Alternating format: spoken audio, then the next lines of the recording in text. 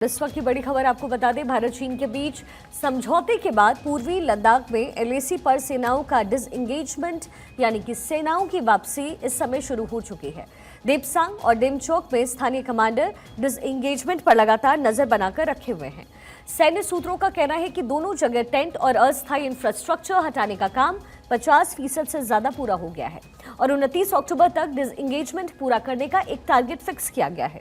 इसके बाद इस महीने के आखिर तक इन दोनों ही जगहों पर सेना की गश्त फिर से शुरू हो जाएगी और देपसांग और डेमचोक में अप्रैल 2020 से पहले वाली जो स्थिति है उसकी बहाली होगी। जून 2020 में गलवान के हिंसक झड़प के बाद से चीन से संबंध भारत के खराब हुए, लेकिन अब जब डिसएंगेजमेंट की प्रक्रिया की शुरुआत हुई है तो माना जा रहा है कि भारत के रिश्ते फिर से बेहतर होंगे। विदेश मंत्री डॉक्टर एस जयशंकर ने कहा है कि संबंधों को सामान्य बनाने में अभी भी कुछ समय लगेगा। विदेश मंत्री ने 2 वजह इसको लेकर के बताया है जिस वजह से चीन से समझौता हुआ है। कौन सी वो प्रमुख 2 वजह? पहला है एलएसी पर सेना डटी रही, दूसरा कूटनीतिक काम आई, ये उनकी तरफ से कहा गया है।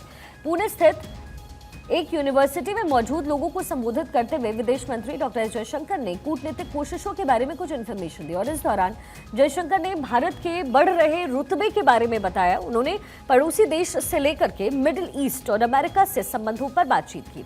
विदेश मंत्री ने कहा कि अगर हम इतिहास को देखें तो 2000 में अटल जी की सरकार के दौरान बिल क्लिंटन भारत आए थे। ये पहली बार था जब अमेरिकी राष्ट्रपति ने भारत के बारे में अपना रुख स्पष्ट किया।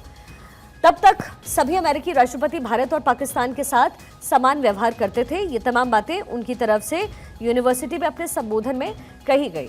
उन्होंने कहा कि ये उनकी बुरी आदत थी। पिछले सभी 5 अमेरिकी राष्ट्रपति व्यक्तित्व में अलग थे।